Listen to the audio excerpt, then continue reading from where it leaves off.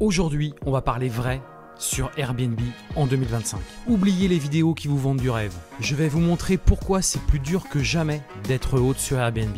Et surtout, comment éviter de vous faire exploser dès les premiers mois. Salut, c'est Sébastien. Alors je vais vous partager dans cette vidéo aujourd'hui les erreurs fatales, les pièges d'Airbnb que personne ne vous explique et le secret pour rester rentable malgré un marché ultra saturé. Et restez bien jusqu'à la fin puisque dans la seconde partie, je vous montre un agent IA que j'ai créé avec N8N pour vous simplifier la vie. Il vous aidera à gérer vos litiges, vos checklists et même vos avis clients automatiquement. Allez, c'est parti, on rentre dans le vif du sujet.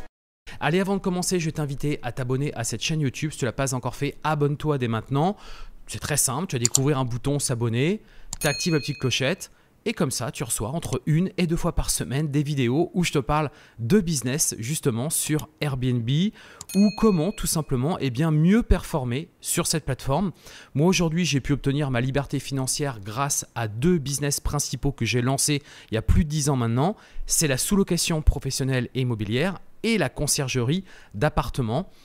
Je fais également d'autres business autour d'Airbnb, mais c'est vrai que la sous-location professionnelle et la conciergerie d'appartements m'ont permis de démarrer complètement de zéro, sans crédit bancaire, mais par contre avec des résultats ultra rapides. Ce que je te propose, si toi aussi tu souhaites mettre en place ces activités dans ta ville, eh bien c'est très simple, c'est tout simplement de regarder, de consulter des vidéos gratuites, des formations gratuites que je t'ai préparées et qui sont disponibles dans la partie description. Tu déroules et tu vas découvrir une formation complète, des formations complètes où justement je vais t'expliquer pas à pas comment mettre en place ces business dans ta ville. Et à l'issue de ces formations, tu verras que je vais te convier à un live gratuit où justement je vais répondre à toutes tes questions. Et tout ça, ça se trouve dans la partie description. Alors clairement, aujourd'hui, Airbnb n'est plus un terrain de jeu pour les débutants.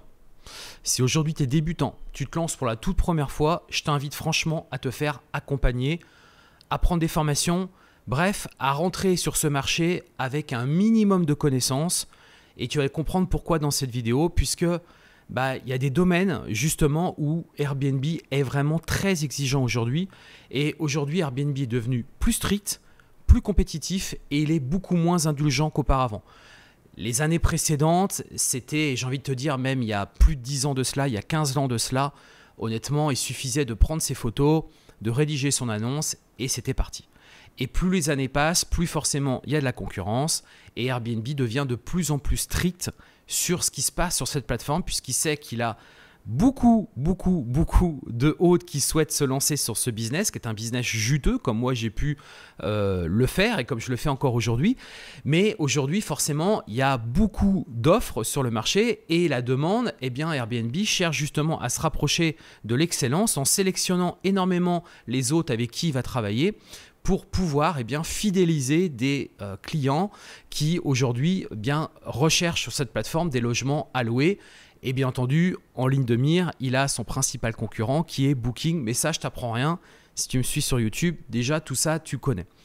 Donc, on va voir justement dans cette vidéo, et c'est dans la première partie, et tu resteras bien jusqu'à la fin, puisque dans la deuxième partie, comme je te l'ai dit, je vais te livrer un agent IA qui va énormément t'aider pour résoudre justement ces différents problèmes.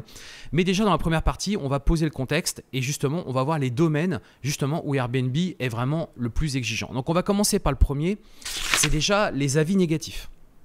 Donc, il va t'arriver, ou tu as peut-être déjà eu des avis négatifs. Là-dessus, ils ont une nouvelle politique, c'est qu'en fait, ils acceptent qu'un seul motif possible pour demander la suppression d'un avis. Déjà, c'est la première chose. Ensuite, ils utilisent l'intelligence artificielle pour traiter ton avis. C'est plus un humain, en fait, c'est vraiment de l'intelligence artificielle. Donc là, il faut vraiment rentrer dans les clous. Et si tu appelles pour te faire supprimer un avis, ils vont autoriser qu'un seul appel pour la suppression de cet avis. Et pareil aussi sur la plateforme, si tu demandes à supprimer l'avis, que tu vois que finalement il n'est pas supprimé, que tu réessaies une nouvelle fois, c'est terminé en fait. Leur décision est irrévocable. Donc c'est très important que quand tu as un mauvais avis qui tombe sur la plateforme, il soit vraiment que tu le traites de la meilleure des manières pour essayer vraiment de le faire supprimer. Et ça, j'en avais déjà parlé dans des précédentes vidéos. Si c'est mal formulé, en fait, la mauvaise notation, malheureusement, elle ne sera pas supprimée. Donc il y a intérêt à respecter une méthodologie pour pouvoir faire supprimer cet avis. Alors bien entendu, si ton appartement il n'a pas été nettoyé, que tu t'es pris un mauvais avis, là je vais rien pour faire pour toi, bien évidemment.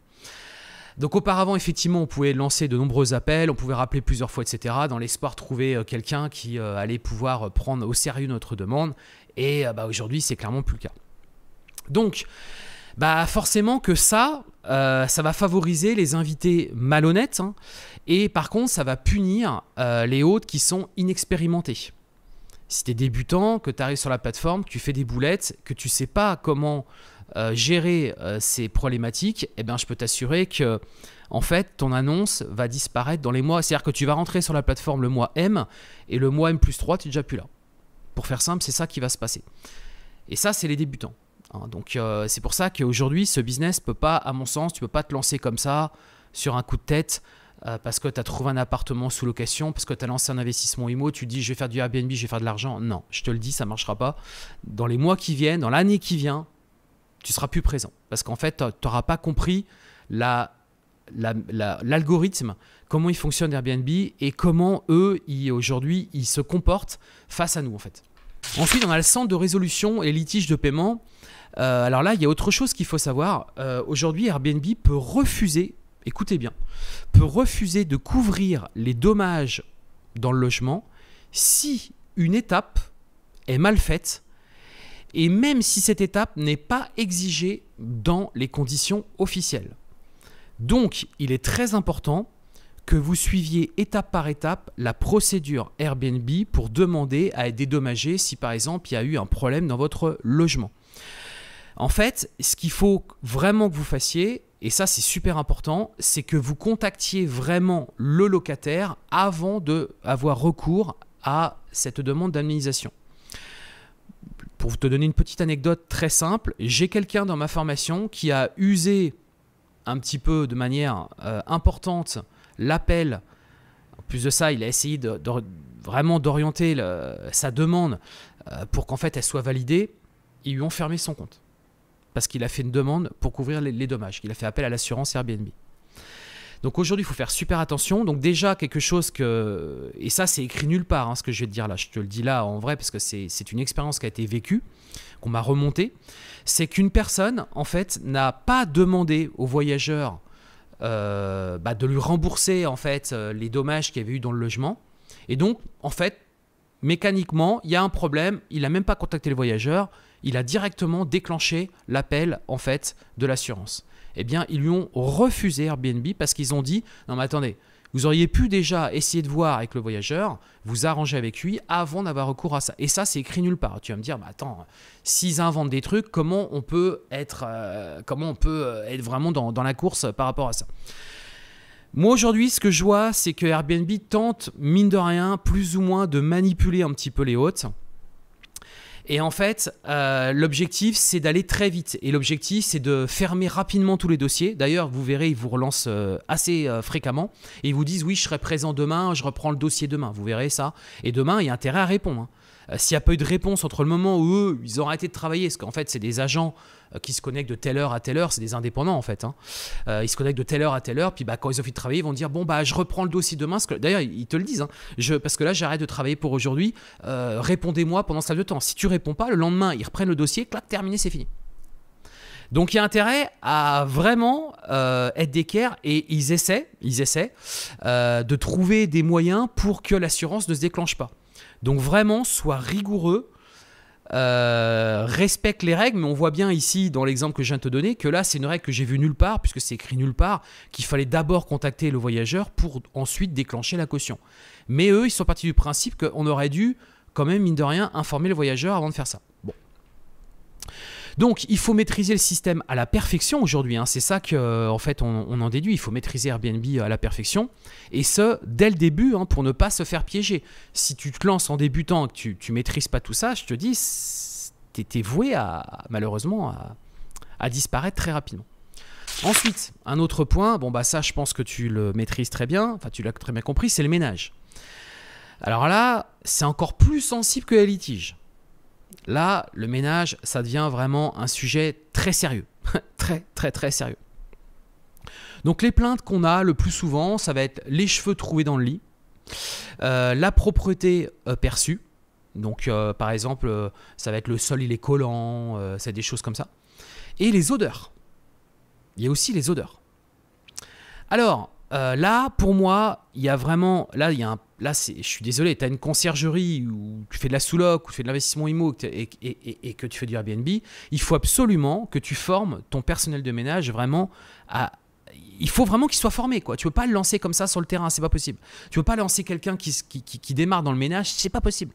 Il doit forcément être accompagné. Donc c'est lui dire qu'il doit absolument prendre des photos et des vidéos, oui, après chaque nettoyage. Parce qu'en fait, les photos, on peut arriver à remettre un peu en question les photos. On peut dire qu'il y a peut-être, voilà, c'était une ancienne photo, etc. Alors que si c'est une vidéo, si tu veux, qui est horodatée, etc., bon, pour un peu que la personne, tu vois, elle filme d'abord sa montre ou, je sais pas, elle filme, par exemple, une horloge ou, tu vois, un élément qui permet d'être certain, là, il n'y aura pas de problème, en fait. Tu vois, on te croira vraiment sûr et certain. Donc, les photos, ça, c'est, j'ai envie de te dire, c'est la base. Donc, soit via WhatsApp, soit via Guestlucky, mon application, où justement le personnel de ménage, une fois qu'il a terminé, il prend les photos, il fait un reporting de ce qui s'est passé et c'est enregistré. Et ensuite, après, charge à toi, en tant que manager, directeur de ce business, de déclencher les différents incidents, etc. Et tu as toutes les preuves à l'appui. Mais c'est vrai que les vidéos, pour moi, aujourd'hui, vont devenir un standard. Il va falloir former ton personnel également à faire des vidéos de toutes les pièces, mais pas en mode je filme que ça, vraiment à toute vitesse. Non, c'est bien filmer le lit qu'il a été fait, bien filmer, par exemple, le réfrigérateur, l'intérieur du réfrigérateur. Ça va être aussi, par exemple, dans la cuisine, etc. Bien montrer le sol, tu vois, bien essayer de faire voir le sol, le lit qui n'a pas de cheveux. Enfin, faut vraiment que tout ça soit vraiment réalisé pour que derrière, on ne puisse pas te reprocher un seul moment qu'il y a eu un problème. Parce qu'en fait, tu le sais, Airbnb va rembourser le client ou va y faire 30% de remise. Et en fait, tu vas te prendre un très mauvais avis par-dessus tout ça. Et en plus de ça, le pire, c'est quand même le voyageur, il peut très bien prétexter ça pour quitter le logement. Donc là, il y a vraiment une vigilance extrême à avoir ici. Autre chose que tu peux faire, c'est, ça on le propose sur Guestlucky, on propose une checklist. C'est-à-dire que quand le personnel de ménage termine sa mission, il check. D'accord, tous les points, il les valide. Il est un par un. Et en fait, il pourra valider la fin de sa mission que quand il aura checké tous les points. Alors ça peut être comme ça, mais ça peut être aussi une checklist papier, ça peut très bien être une checklist qui est dans par exemple le logement. Et puis une fois que c'est fini, ton personnel de, tu vois, si tu veux faire une version très simple, il prend en photo la checklist comme quoi il a bien vérifié et il te l'envoie via un WhatsApp par exemple, quoi. Ça c'est tout à fait possible. Et il faut qu'il confirme que pour lui, il n'y a pas d'odeur de cigarette, peut-être d'autres choses. Tu vois ce que je veux dire, il faut vraiment qu'il te confirme ça. Il te confirme qu'en gros, tout est propre, hein, et aussi que tous les éléments sont fonctionnels, qu'il n'y a pas une lumière de lampe de chevet qui ne fonctionne pas, ou une petite lumière dans le frigo. Plein de petits détails comme ça qui, mine de rien, mis bout à bout, font qu'un voyageur peut être sensible à, tu vois, un premier petit détail, puis un deuxième, puis après, au bout d'un moment, il se dit en fait, il y a plein de petits problèmes dans ce logement, quoi. Donc, pour moi, si à un moment donné, ça te saoule de recevoir des photos à n'en pas finir, à pas savoir les stocker, à pas forcément les retrouver, c'est pour ça que je t'encourage vraiment à avoir une application type Guestlucky, hein, parce que si c'est via WhatsApp, franchement, au bout d'un moment, c'est infernal cette histoire. Soit tu fais comme ça, soit sinon, plus simple, et moi c'est l'astuce que j'ai donnée ici, c'est la vidéo. Il te fait une vidéo, c'est encore plus simple. Une vidéo qui dure peut-être par pièce 20 secondes, tu vois, 30 secondes. Donc c'est une vidéo qui va durer quelques minutes, mais au moins il y a tout dedans, quoi. Et en plus la vidéo, tu peux faire des arrêts sur image, des screenshots, etc. si tu veux, quoi, par la suite, tu vois. Donc pour moi, en plus de ça, aujourd'hui avec l'intelligence artificielle, on est capable de récupérer des photos, tu vois, d'une vidéo. Donc la vidéo, pour moi, ça doit être le nouveau standard que tu dois faire adopter à ton personnel de ménage.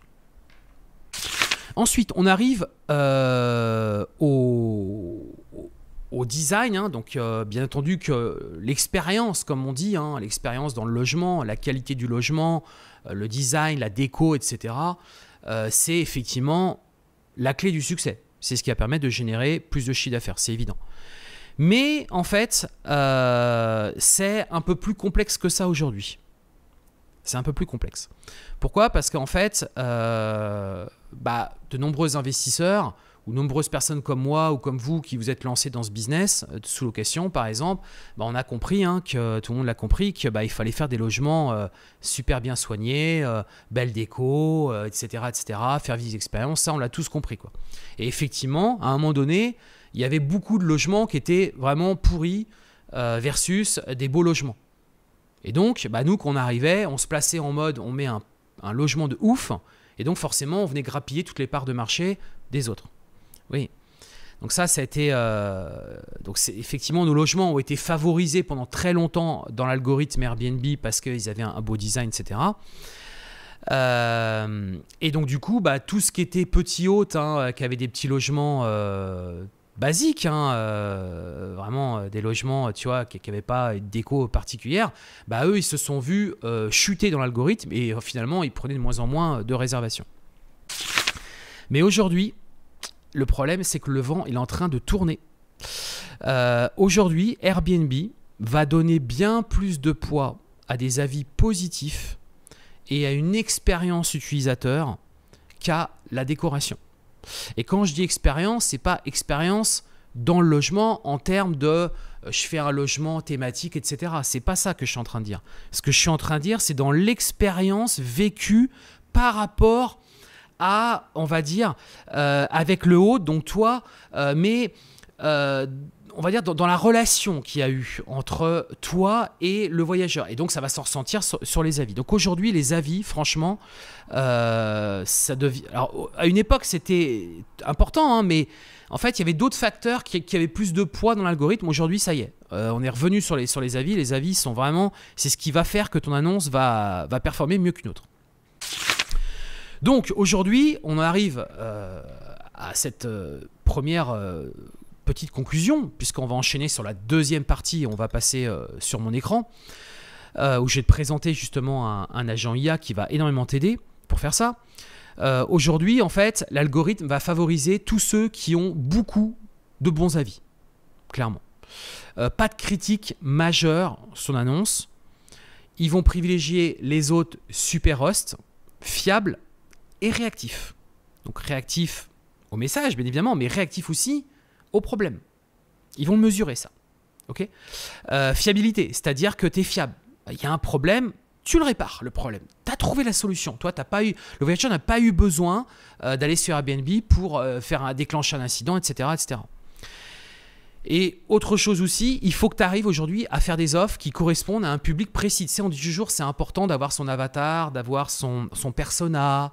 Ça, c'est des termes marketing, mais c'est vrai que c'est important de savoir à qui on vend. Donc, est-ce que c'est plutôt des familles, ton logement? Est-ce que c'est plutôt est-ce que tu vas accepter des enfants? Est-ce qu'il y aura peut-être des animaux? Est-ce que ça sera plutôt pour une clientèle professionnelle, des commerciaux, etc. Ce qu'il faut que vous compreniez, c'est que votre annonce doit être cohérente, fiable, attentive aux détails et unique. Et c'est ce qui fera la différence et c'est ce qui fera que ça fonctionnera. Donc là, moi, ce que je te propose en fait maintenant, c'est que pour moi aujourd'hui, si tu veux, ce qui est important, c'est de récolter des bons avis, on le sait. Mais récolter un bon avis, bah, généralement, ce qu'on fait tous, c'est qu'on envoie un message automatique aux voyageurs en disant « Bonjour, j'espère que tout s'est bien passé, n'hésitez pas à me laisser un bon avis, etc. En échange de ça, je vous ferai aussi un bon avis, blablabla. Bla, bla, bla. » Sauf que le problème, c'est que ces messages partent automatiquement sans être certain qu'il n'y a pas eu un problème dans le logement. Ah, tu vas me dire, on peut le décocher dans certains cas. En plus de ça, il y a des channel managers qui le proposent. Je le sais, tout ça, bien évidemment, qu'on peut faire ce genre de choses. Mais c'est quand même bien, à mon sens, de réclamer un bon avis si on est certain que ça s'est bien passé. Sinon, franchement, là, c'est la goutte d'eau qui risque de faire déborder le vase. C'est-à-dire que le voyageur, il dit « Attends, il se fout de ma gueule ou quoi là j'ai passé un très mauvais séjour, il le sait. En plus de ça, il m'a à peine répondu. Et là, par contre, il est tout content de m'envoyer son message automatique. Parce qu'ils le savent, hein, que c'est des messages automatiques, ils sont bien au courant. Donc, je peux vous assurer que là, au contraire, ça les excite. Et au contraire, bah là, ils se défoulent, quoi. Tu vois, ils se défoulent. Et là, tu te prends un très mauvais avis. Autre chose aussi, à mon sens, ce qui est important, c'est de recueillir quand même de manière plus officielle, enfin du moins pour toi, pas pour Airbnb, mais qu'est-ce qui s'est réellement passé? Quels sont les points d'amélioration? Qu'est-ce que qu'est-ce qui n'a pas réellement été. Est-ce que tu sais, des fois les voyageurs ils le disent pas forcément en fait. Tu le sais pas, ils arrivent à la fin du séjour, tu n'en as jamais entendu parler, et toi tu réclames ta bonne notation, mais sauf que eux en fait ils sont dégoûtés quoi. Et eux ils attendent au contraire justement que tu leur demandes l'avis pour justement bien se lâcher. Donc ça il faut bien l'intégrer. Donc moi je vais te donner 2 astuces ici. La première c'est de prendre quelqu'un qui fait que ça. C'est-à-dire qu'en fait, une fois que comment dirais-je, le voyageur est parti, par exemple, le check-out est à 11h, bah à 11h30, tu l'appelles. Tu mets quelqu'un là-dessus qui l'appelle et qui récolte toutes les informations liées à son passage. Et bien évidemment que s'il est satisfait, bah c'est peut-être lui dire, écoutez, est-ce que vous pourriez me laisser un bon avis sur Airbnb ? Est-ce que vous pourriez, oralement bien entendu, parce que tu sais bien qu'Airbnb ne veut pas de ça.